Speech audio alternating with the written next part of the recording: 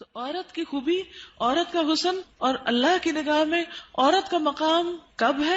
جب وہ شوہر کی فرما بردار ہو اور جینون جگہوں پر اور جینون احکامات میں اس کی مخالفت نہ کرنے والی ہو۔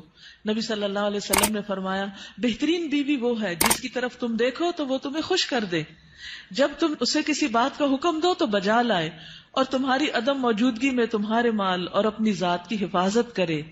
تو ہمیں ایسی بہترین عورت بن کے دکھانا ہے۔ رسول اللہ صلی اللہ علیہ وسلم نے فرمایا، اللہ تعالیٰ اس عورت کی طرف نظر رحمت سے نہیں دیکھتا جو خاوند کی شکر گزاری نہیں کرتی، حالانکہ وہ اس سے بے نیاز نہیں ہو سکتی، اس کے بغیر رہ بھی نہیں سکتی، لیکن جب وہ ہوتا ہے تو اس سے وہ صرف لڑائی کرتی رہتی اور گلے شکوے کرتی رہتی، کمپلینٹس، ہر چیز میں کمپلینٹس۔ تو شوہر بھی چاہے اس کے پاس کتنی بھی جسمانی طاقت ہے یا مالی طور پر بہت سٹیبل ہے، وہ انسان ہے، وہ ہیومن بینگ ہے، وہ بھولتا بھی ہے، وہ غلطی بھی کرتا ہے، تو ایسی چیزوں کو اگنور کر دینا چاہیے۔ ہمیشہ گنتی کر کے رکھیں کہ اس کے احسانات کتنے ہیں اور اس کی غلطیاں کتنی ہیں، اگر وہ برابر ہوں تو بھی شکر گزار رہیں، اور اگر اس کی نیکیاں یا احسانات زیادہ ہوں اور غلطیاں کم ہوں تو غلطیوں کی بنا پر اس کی ناشکری نہیں کریں۔ تو آپ نے خصوصاً اپنے ہسبینڈس کو تھینک یو بولنا ہے، لکھ لیجئے، اور جو ابھی نہیں بول سکتے وہ آئندہ زندگی کے لیے لکھ لیں، دلوں میں لکھ لیں کہ شوہر کے شکر گزار رہنا ہے۔ اور یہ شکر گزاری آپ کے اپنے اندر اور آپ کے گھر میں اور آپ کے تعلقات میں خوشگواری پیدا کر دے گی۔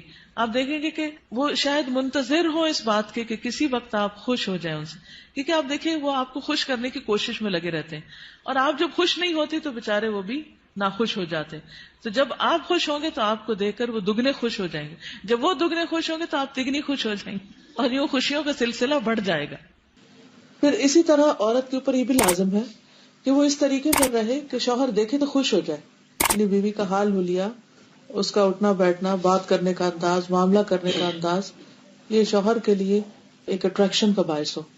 یعنی اگر شوہر کو کسی خاص قسم کا لباس پسند ہے تو ایز لانگ ایز وہ شریعت کی حد کے اندر ہے تو عورت کو وہ پہننا چاہیے۔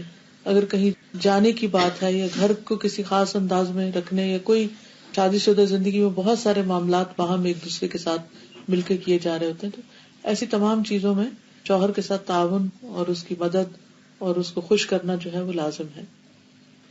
یعنی اپنی شرم و حیا کی بھی حفاظت کرے، اور گھر اور جو بھی اس کے کسٹڈی میں شوہر کا مال یا راز یا کوئی بھی چیز ہے ان سب کی بھی حفاظت کرنے والی ہو۔ مال کی، گھر کی حفاظت، پیسے ضائع نہ کرے۔ یہ نہیں کہ شوہر کے گھر، شوہر کے مال اور شوہر کی تنخواہ اور شوہر کی پراپرٹی میں سے چھپ چھپا کے میکے والوں کو مت بھیجتی رہے۔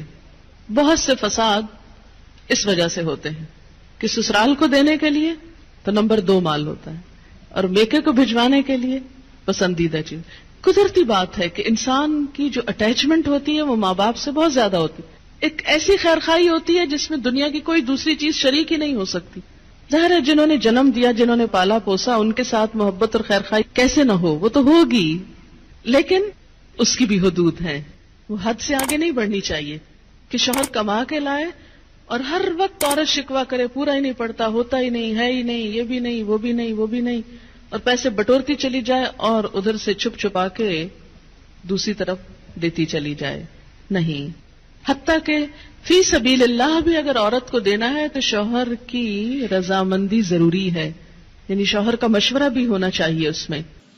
پھر اسی طرح یہ ہے کہ بولنے میں اچھی ہو۔ رسول اللہ صلی اللہ علیہ وسلم نے فرمایا کنواری عورتوں سے نکاح کرو کہ وہ شیریں گفتار ہوتی، یعنی کہ ان کے بولنے میں مٹھاس ہوتی اور تھوڑی چیز پر جلد خوش ہو جاتی، یعنی شکر گزار ہوتی، کیونکہ زیادہ دنیا نہیں دیکھی ہوتی اور مطالبے بھی کم ہوتے۔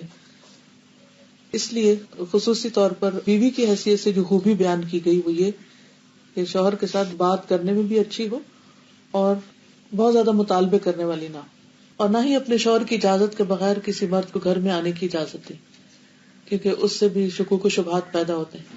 پھر اسی طرح شوہر کے مال میں سے اس کی مرضی کے بغیر تحفہ یا صدقہ نہ کرے، کیونکہ کمانے والا مرد ہے، یا تو عورت کا اپنا ذاتی مال یعنی اگر پیرنٹ سے ملا ہے یا انہیرٹ کیا ہے یا وہ خود کماتی ہے تو اس میں تو اپنی مرضی سے جو بھی وہ کرنا چاہے، لیکن اگر شوہر کی طرف سے کچھ ملا ہوا ہے تو اس میں اس سے مشورہ کرنا اور اس کی اجازت لینا ضروری ہے۔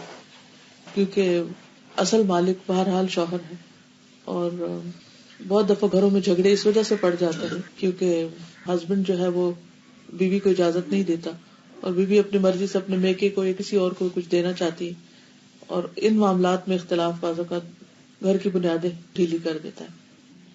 عورت کے اوپر یہ بھی ذمہ داری عائد ہوتی ہے کہ وہ اپنے شوہر کی اطاعت کے ساتھ ساتھ اس کی خدمت بھی کرے۔ جس طرح شوہر گھر سے باہر سب کچھ کمانے کا ذمہ دار ہے، تو اسی طرح عورت گھر میں آرام اور سکون فراہم کرنے کی بھی ذمہ دار ہے۔ پھر اسی طرح یہ ہے کہ شوہر کی اجازت کے بغیر نامحرموں سے گفتگو سے بھی بچنا چاہیے۔ حضرت علی بن ابی طالب سے روایت ہے کہ رسول اللہ صلی اللہ علیہ وسلم نے خاوند کی اجازت کے بغیر عورتوں سے ان کے گھروں میں گفتگو سے منع کیا ہے۔ اگر شوہر کو یہ بات پسند نہیں کہ عورت کسی مرد سے بات کرے تو عورت کو نہیں کرنی چاہیے، کہ بعض اوقات انہی چیزوں سے پھر جھگڑے پیدا ہو جاتے۔ پھر اسی طرح یہ ہے کہ مشکل حالات میں شوہر کا ساتھ دے۔ پھر اسی طرح بد اخلاقی اور بد زبانی سے دور رہے۔ اب یہ جو بد زبانی ہے یہ عام طور پر بہت سے کام خراب کرتی ہے۔ انسان کی زبان ہی ہوتی ہے جو اس کو عزت دیتی ہے، اور زبان ہی ہوتی ہے جو اس کو ذلیل کر دیتی ہے۔ اگر ایک زبان انسان کنٹرول کر لے تو اللہ تعالیٰ اور بندوں دونوں کے سامنے انسان سرخرو ہو جاتا ہے۔ تو اس لیے انسان سوچ سمجھ کر بات کرے۔ پھر اسی طرح یہ ہے کہ بد دعائیں نہیں دینی چاہیے، نہ اپنے آپ کو، نہ بچوں کو، نہ شوہر کو، اور نہ کسی اور کو، کیونکہ اگر کوئی دوسرا بد دعا کا مستحق نہ ہوا تو وہ بد دعا واپس پلٹے گی، جس نے دی ہے اسی کو آ کے لگے گی۔ رسول اللہ صلی اللہ علیہ وسلم نے فرمایا بد دعا نہ دیا کرو، نہ اپنے اوپر، نہ اپنی اولاد پر، نہ خادموں پر، نہ مالوں پر۔ کہیں ایسا نہ ہو کہ وہ قبولیت کی گھڑی ہو کہ جس میں اللہ تعالیٰ سے مانگا جائے تو وہ دعا قبول ہو جائے اور پھر انسان خود ہی پچھتائے۔ لیکن ریلیشن شپ کے اندر کچھ چیزیں ایسی ہیں جن کا خیال رکھنا بہت ضروری ہے، اور ان چیزوں کو ضرور ذہن میں رکھنا چاہیے جو تعلقات کی خرابی کا باعث بنتے ہیں۔ ٹھیک ہے، کچھ چیزیں تو وقتی طور پہ انسان کی طبیعت مزاج کا حصہ ہوتی ہیں، کچھ بچپن کی دو مختلف گھرانوں سے اٹھان ہوتی ہے، اور پھر مرد اور عورت کا جو بایولوجیکل ڈفرنس ہے وہ بھی بیچ میں بہت اہم رول ادا کرتا ہے۔ لیکن ان سب چیزوں کے ساتھ ساتھ کچھ فیکٹرز کو سامنے رکھنا چاہیے۔ اس میں جو چیز عموماً خرابی کا باعث بنتی ہے وہ بدگمانی ہے۔ جب کسی پہ شک ہونے لگتا ہے تو وہ شک انسان کو ختم کر دیتا ہے، انسان کا چین لوٹ لیتا ہے۔ ہسبینڈ وائف کے درمیان محبت کو قائم رکھنے والی چیز اعتماد ہے۔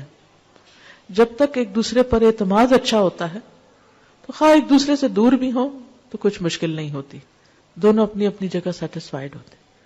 لیکن قریب رہ کے بھی اگر بد اعتمادی کی فضا آ جائے، شک آ جائے تو خوشیاں ختم ہو جاتی ہیں۔ اس لیے حد الوسع یہ کوشش کرنی چاہیے کہ ان کاموں سے بچا جائے جو ایک دوسرے کو پسند نہیں، جو چیزیں ہسبینڈ کو پسند نہیں بیوی کو ان سے بچنا چاہیے۔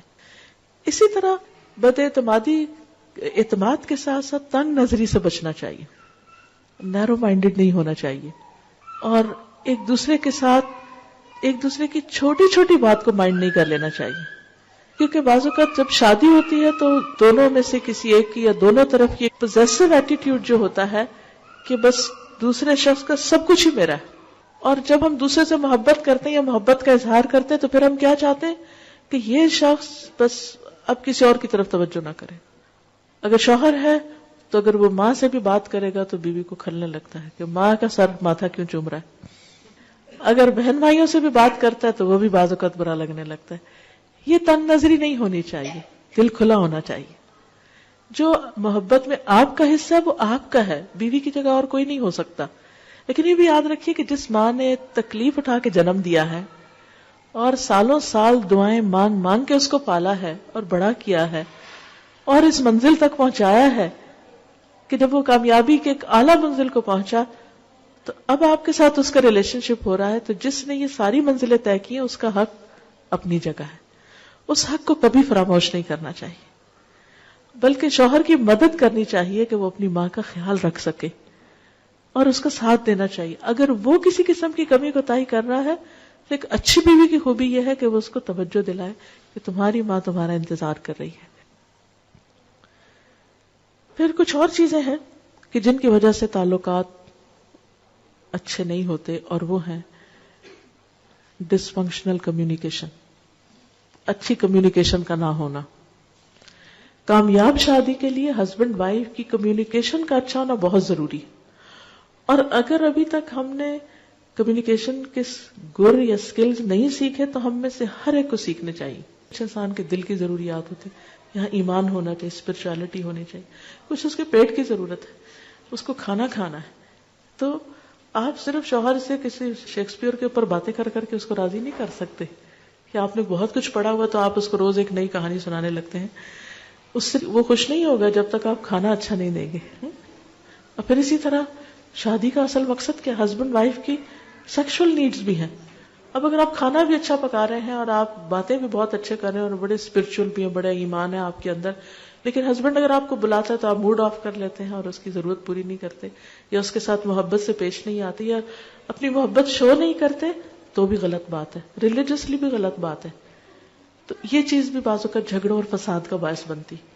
ٹھیک ہے, انسان کے موڈ اپ اینڈ ڈاؤن ہوتا ہے, کبھی دل نہیں بھی چاہتا, لیکن اس وقت انسان یہی سوچے کہ اگر میرے اندر کسی چیز کی طلب ہو اور کوئی اور مجھے پریونٹ کر دے اس سے, تو پھر میرا کیا ہوگا؟ تو اس وقت مجھے اگر نہیں بھی ضرورت اور ہسبینڈ کی ایک ضرورت ہے تو دونوں کے درمیان جب ہی لگے گی نا, جب ایک دوسرے کی ضروریات کا خیال رکھیں گے. تو جب انسان کبھی اپنے من کو مار کے دوسرے کو خوش کر دیتا تو اللہ تعالیٰ اس کے عوض اس کو اس سے بڑی خوشی عطا کرتا ہے. ان چیزوں کا خیال رکھنا ضروری ہے. پھر اسی طرح یہ ہے کہ بے تکلف ہو لیکن شاؤٹ نہیں کریں ایک دوسرے پر. احترام اپنی جگہ قائم رہے, کیونکہ چیخ چلا کے بات کرنا, دور سے شاؤٹ کرنا, اس سے بھی ایک دوسرے کے لیے بعض اوقات دل جو ہے وہ ایک دوسرے سے تنگ ہونے لگتے ہیں. پھر ایکیوزنگ بہیویئر نہ ہو کہ ہر چیز میں آپ تو ہم کو ٹائم ہی نہیں دیتے اور آپ تو بہت ہی مصروف رہتے ہیں اور آپ تو ایسا ہے اور ویسا ہے. جب آپ ایکیوزنگ ٹون میں ہر وقت بات کرتے ہیں تو دوسرا بیزار ہونے لگتا ہے. اچھا میں نے اتنی دفعہ فون کیا, آپ نے اٹھایا ہی نہیں, اور میں نے یہ چیز لانے کو کہی اور آپ لائے نہیں, اور آپ کو تو کبھی یاد ہی نہیں رہتا, اور آپ کے لیے تو بچے کوئی اہمیت ہی نہیں رکھتے, اور آپ کے لیے تو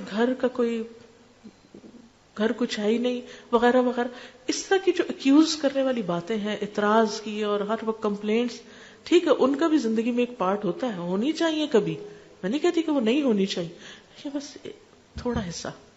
اگر آپ ایک گراف بنائیں نا تو اس میں اس کا ایک چھوٹا حصہ ہونا چاہیے اور دوسرے کو انڈرسٹینڈ کرنے کا ایک بڑا حصہ ہونا چاہیے.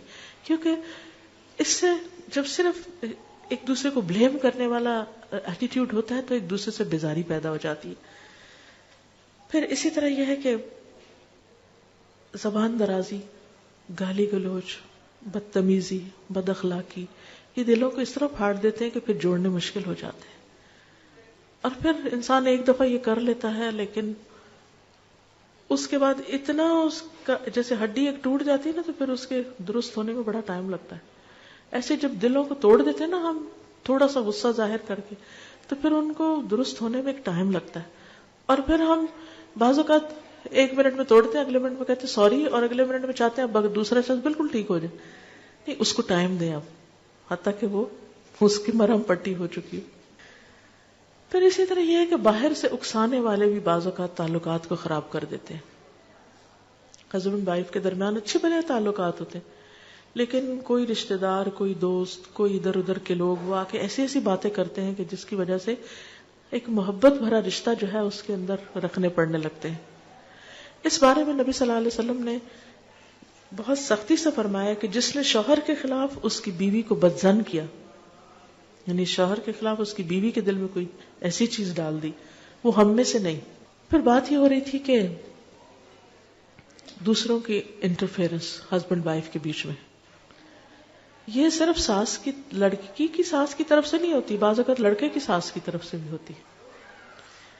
ہم مائیں بعض اوقات بیٹیوں کا پیچھا کیے رکھتی ہیں اور چھوٹی چھوٹی بات میں ہم انٹرفیئر کرتے ہیں.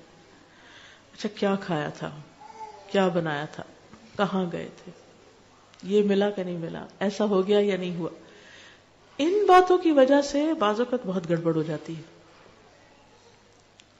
بچوں کو ایک فریڈم دینی چاہیے کہ آپس میں ایک دوسرے کے ساتھ انڈرسٹینڈنگ کریں, کیونکہ کر ہم محبت کر رہے ہوتے ہیں لیکن الٹا دشمنی کر رہے ہوتے ہیں.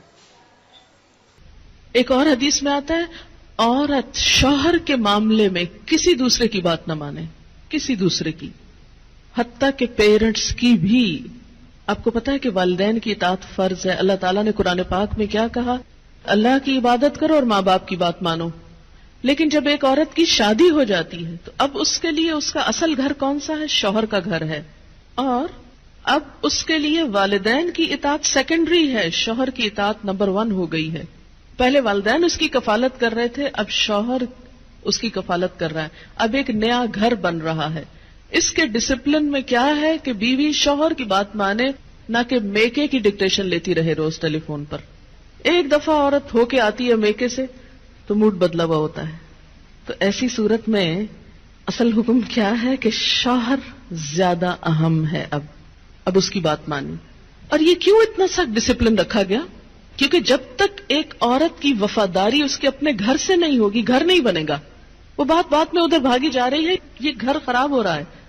اب اس کی اہمیت، اس کی زیادہ اہم ڈیوٹی کیا ہے کہ اب وہ نئے گھر کی تعمیر کرے. اس لیے کہ شوہر نے مہر بھی دیا ہے، گھر دیا ہے، سب ضروریات پوری کر رہا ہے. اب آئندہ اللہ تعالیٰ نے ایک نئی نسل لانی ہے، ان کی تربیت ہے، ان کا کام ہے، اتنی ذمہ داریاں آنے والی ہیں. اب چھوڑو دھیان پیچھے کا، اب آگے کا سوچو.